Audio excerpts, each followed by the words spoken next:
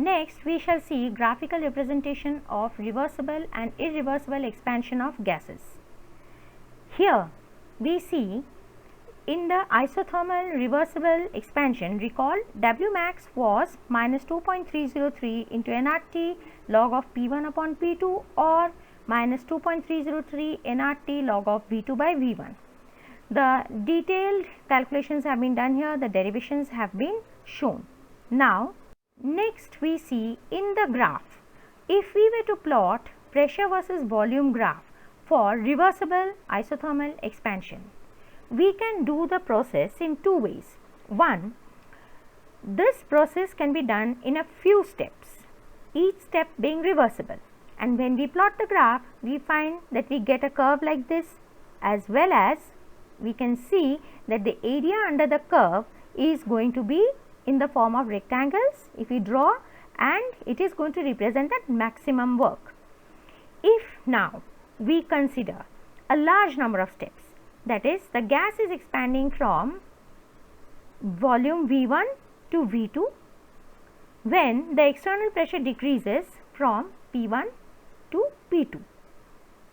So, each step is going to be reversible, and we are going to do this process, this whole process of expansion in a large number of steps. So, the area under the curve is now again going to be the maximum work done, that is the PV work. But you see, now if you distribute this whole area in small rectangles, then the amount that gets eliminated is very small. You see here, these small triangles are going on decreasing in their size, and finally they disappear over here totally. But unlike in this first graph, we can see that the area of these triangles, which we will be missing when we consider the area of the rectangles to calculate the PV work, is going to be pretty affecting our work calculations. So, when the isothermal reversible expansion is carried out in a large number of steps, each step being reversible, then maximum work can be obtained. This we have seen graphically. Next, what about irreversible isothermal expansion? We saw that in irreversible isothermal expansion, the work done W is equal to P external into delta V. That is the external pressure applied into the change in volume.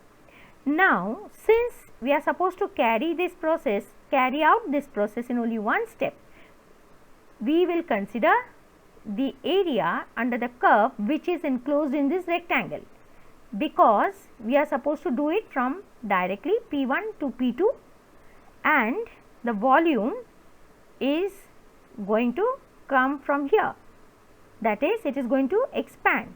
The pressure is falling from, the external pressure is falling from P1 to P2, and the volume is expanding from V1 to V2. Though this step is supposed to be only a one step process, in nature nothing is instantly done.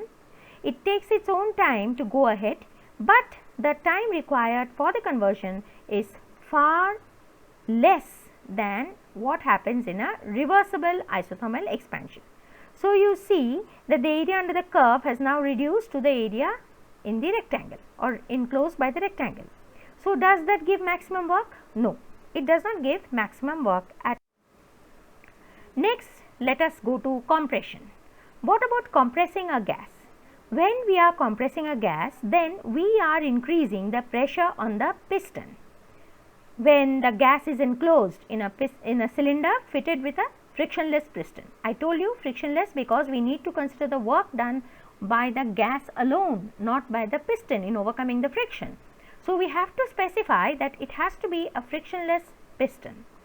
Next, what happens in this compression? The pressure is increased from P1 here to P2. What happens to the volume of the gas? When the pressure is increased, the volume of the gas decreases. Obviously, you are compressing the gas by increasing the pressure. So, if you consider it in a single step, then again I told you the area under the rectangle will be the maximum work that is obtained. Is that really a maximum work? No. Let us see, graphically we can justify. This is the work that is obtained in an irreversible compression, this area under the rectangle. What about if the compression was done in a large number of steps when the pressure of the gas was say pressure on the gas was say increased from P1 to P2, then the volume of the gas is decreasing from here V1 to V2. Okay, the volume of the gas is decreasing as we are moving left and the pressure is increasing as we are moving left. Here you see the high pressure on the y axis. What happens if this compression is done in a large number of steps? Again, we expect that we should be getting the area under the curve as a PV work, that is the work done by the surrounding on the system in compressing the gas. The gas is forming my system and that work is going to be maximum if I perform the process in a large number of steps. That's all. That is as far as compression is concerned in large number of steps, reversible process, temperature remaining constant, that is isothermal process. The next question that comes to your mind, we are studying so much about isothermal, compression and isothermal, reversible, expansion. Now, in both reversible expansion and compression, where is the work maximum? If you look at this picture, you can understand what happens in here. In the classroom, you will see that students are just well arranged sitting on their benches. But the moment they go to the playground or the playroom, they are all disturbed. Nobody is anymore sitting. They are all moving, jumping, dancing. So what has happened? In expansion, you are going to get enough work.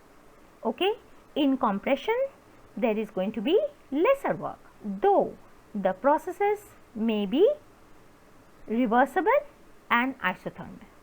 Now, why and how? For this, thermodynamics has a well justified explanation. Only thing is that you need to understand some more parameters. As you see, one has been mentioned over here. I have taken this from chemistry or mystery blogspot.in.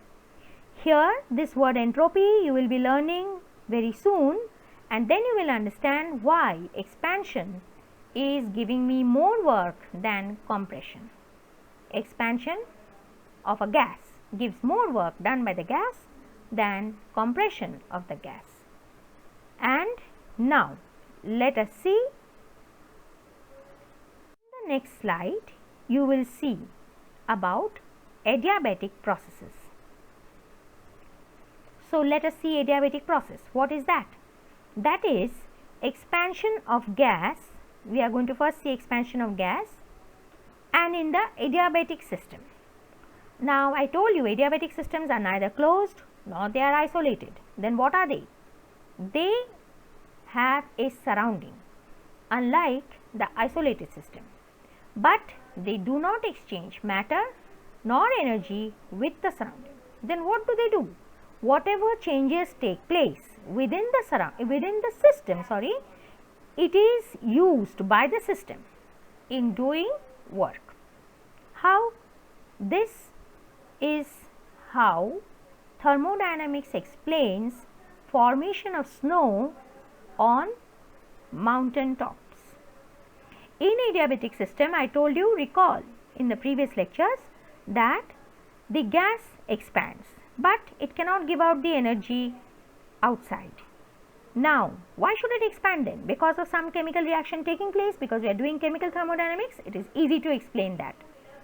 Some chemical reaction takes place and therefore the gas expands, and when it expands, then some heat is generated, and this heat is now not going to be kept within the system just for waste. It is going to be used by the gas molecules in expansion further, and as it expands, it pushes the air upward. Which air? Which is there in the surrounding. I told you adiabatic systems have surroundings. They are not going to exchange any heat with the surrounding, but when the column of air is hot, air is rising upwards, it is pushing the thin air over the earth's surface further high, and as it moves high, it becomes cold. That is, it loses its energy in doing the work from moving over the system, that is from moving from the lower altitude to the higher altitude. So what happens is that as it loses its energy within itself, it cools and there is a change in phase. Here you can see the water vapor in the air has now condensed into a snow type of ice, okay, into snow we can say, where it is almost in a semi-condensed state, and that's how mountain tops are covered with snow.